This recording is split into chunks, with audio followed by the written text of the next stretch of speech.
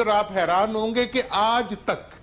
پورے ملک کے اندر مودی کی فوٹویں لگ گئی ہیں کہ آج جو ہے مودی صاحب کی سٹیٹمنٹ کے بعد جو ہے کبھی عمران خان صاحب کی ٹانگیں کانپ رہی ہوتی ہیں شوگر مافیا کے سامنے اور کبھی ان کی ٹانگیں کانپ رہی ہوتی ہیں جی مودی صاحب نے بیان دے دیا۔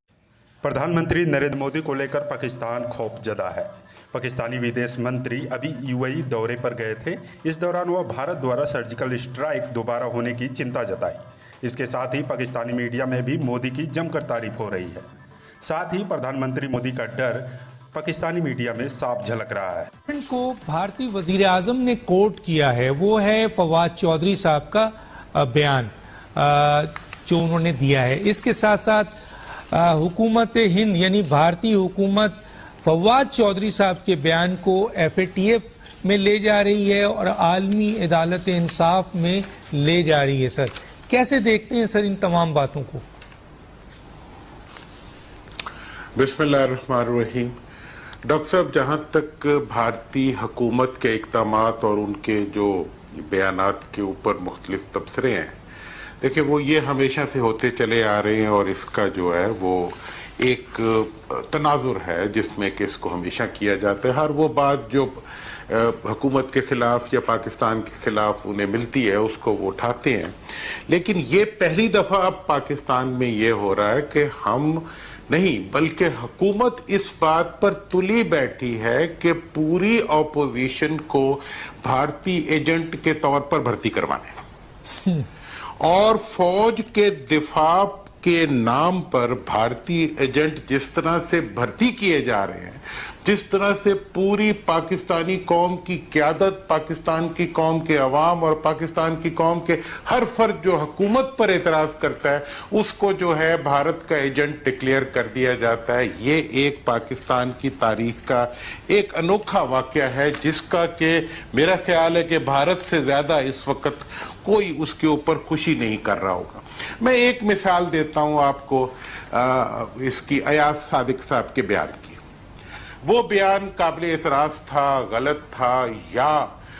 مطلب نامناسب تھا، اس کا پہلا ٹریٹمنٹ جو حکومت کی طرف سے بنتا تھا اور پارلیمنٹ کی طرف سے بنتا تھا کہ اس کی سٹیٹمنٹ کو ایکسپنج کر دیا جاتا،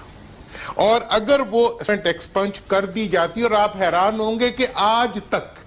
پورے ملک کے اندر مودی کی فوٹویں لگ گئی ہیں اس سٹیٹمنٹ کی وجہ سے ایاز صادق صاحب کے ساتھ، لیکن آج تک اس سٹیٹمنٹ کو اسمبلی کے ریکارڈ سے ایکسپنج نہیں کیا گیا۔ اس کا مطلب یہ ہے کہ حکومت خود جو ہے وہ فوج کے بارے میں پیدا کردہ جو بھی اعتراضات اور اس کا ماحول ہوتا ہے تو وہ فوج کے دفاع کے نام پر قومی سالمیت کی پیٹھ میں چھرا گھونپنے والی بات ہے۔ اگر کوئی قابل اعتراض بات ہوئی ہے اور اسپیشلی جس وقت پارلیمنٹ کے اندر کوئی بات ہوتی ہے تو اس کی ٹریٹمنٹ کانسٹیٹیوشنل ٹریٹمنٹ اس کا دینا پڑتا ہے۔ اس کا یہ ٹریٹمنٹ نہیں ہے کہ اس کے خلاف کسی دوسرے ادارے کا جو سپوکس پرسن ہے وہ آ کے بات کرے یا اس کے بارے میں حکومت بار بار بات کرے اور پوری دنیا کو بتائے کہ ہماری پارلیمنٹ کے اندر یہ بات ہوئی ہے اور یہ جو ہے یہ ایسی ہے اور یہ کرنے والے غلط ہیں۔ بھائی سلپ آف ٹنگ ہے یا غلط بات ہے یا کچھ بھی بات ہے، ہر بات کو ٹریٹ کرنے کا ایک طریقہ ہوتا ہے۔ تو میں یہ سمجھتا ہوں کہ جناب اس وقت جہاں تک سوال ہے، اویس نورانی صاحب نے بھئی ایک سٹیٹمنٹ دے دی، اس کی انہوں نے وضاحت کر دی، اب یہ کافی ہے۔ اویس نورانی صاحب کو کوئی جانتا نہیں ہے، ان کے والد صاحب کو کوئی نہیں جانتا، ان کے خاندان کو کوئی نہیں جانتا، تو لہٰذا اس ساری صورتحال میں یہ جو حکومتی رویہ ہے یہ بہت ہی زیادہ، آپ یوں سمجھیں کہ ہم اپنے ملک کے قومی اداروں کا دفاع جو ہے وہ سیاسی بھانڈوں کے ذریعے کروا رہے ہیں جن کو نہ بات کرنے کا پتہ ہے، نہ انہیں تاریخ کا پتہ ہے، نہ انہیں اس اسلوب کا پتہ ہے۔ دوسری بات کہ انڈیا کے چینل نے کچھ کہہ دیا تو ہمارا پورے کا پورا حکومتی مشینری اور حکومتی جو سپوکس پرسنز ہیں ان کی ایک فوج نکل پڑے گی انڈیا کے بیان کو، انڈیا کے بیانیے کو لے کر پاکستان میں یہ ثابت کرنے کے بارے میں کہ جس کے بارے میں انڈی میڈیا یا انڈین میڈیا کے کسی چیتڑے نے بھی کچھ کہا ہے تو اس کو جو ہے پورے پاکستان کے اندر اس طرح پھیلایا جائے گا کہ اگر انڈیا اپنی پوری قوت بھی لگا لے تو وہ اس قوت سے اس کو نہیں پھیلا سکتا. تو میں جناب پہلی چیز جس کے اوپر نشاندہی کرنا چاہتا ہوں وہ یہ ہے کہ یہ انتہائی غیر ذمہ دارانہ رویہ ہے. میں بہت ذمہ داری کے ساتھ یہ کہہ رہا ہوں کہ یہ نادان دوستی نہیں ہے،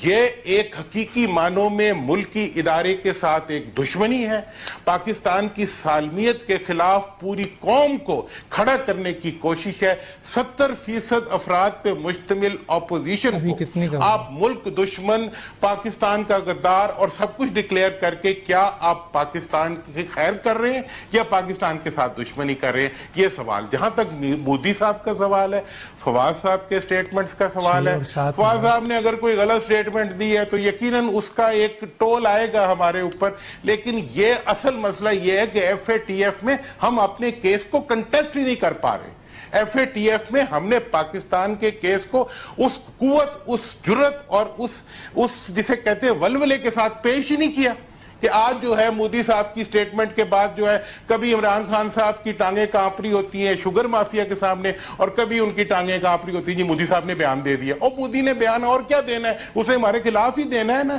آپ تو اپنے آپ کو ڈیفینڈ کریں، آپ دنیا کی ایک حقیقت ہیں اور آپ کی قوم ایک حقیقت ہے. حقیقت میں جنگ یہ ہے کہ آپ انڈیا کے خلاف جنگ نہیں لڑے، آپ اپنی قوم کے خلاف جنگ لڑے ہیں، آپ اپنی نااہلی کے خلاف جنگ لڑے ہیں. آپ کی اس وقت حالت وہ ہے کہ اگر یہ کہا جائے کہ روم جل رہا تھا اور نیرو جو تھا وہ بانسری بجا رہا تھا تو یہ غلط نہیں ہوگا. اس وقت پاکستان کا غریب جو ہے وہ بھوک اور وہ غربت کی چکی میں پس رہا ہے. آپ نے ابھی معیشت کے وہ اشاریے دیے جن کو سننے کے بعد جو ہے ہر ایک کو پتا چل جاتا ہے کہ کیا ہے. اس سے آگے کا سن لے کہ آٹا جو چوری ہوا 950 ارب سے زیادہ کا تخمینہ ہے، چینی چوری ہوئی 300 ارب سے زیادہ کا تخمینہ ہے، تو آپ کی بجلی چوری ہوئی 1000 ارب سے زیادہ کا تخمینہ ہے. اور آپ حیران ہوں گے کہ یہ ساری چوری جو ہے یہ پی ٹی آئی کے جھنڈے اٹھا کے حکومتی اہلکاروں نے حکومتی خزانے سے نہیں بلکہ عوام کی جیبوں پر ڈاکے ڈالے. اور یہ وہ ڈاکے ہیں جن کے نتیجے میں اور اب جو ہے اس کے اوپر اپنے ٹائیگر بوکے بھی چھوڑ دیے. جناب یہ بات اس وقت یہ ہے کہ اس وقت قوم پہ رحم کی ضرورت ہے اور اس وقت قوم کو متحد ہونے کی ضرورت ہے. اور فوج اور پاکستان کی سالمیت اور انڈیا کو خدا کے لیے اس وقت پاکستان کی وہ سیاست کے ایشوز نہیں ہیں. پاکستان کی سیاست کا سب سے بڑا ایشو حکومت کی کارکردگی، غریب کا حال اور عوام کی لٹ. اگر آپ کو ہمارا یہ ویڈیو پسند آیا ہو تو اسے لائک اور شیئر ضرور کریں اور ہاں ہمیں سبسکرائب اور فالو کرنا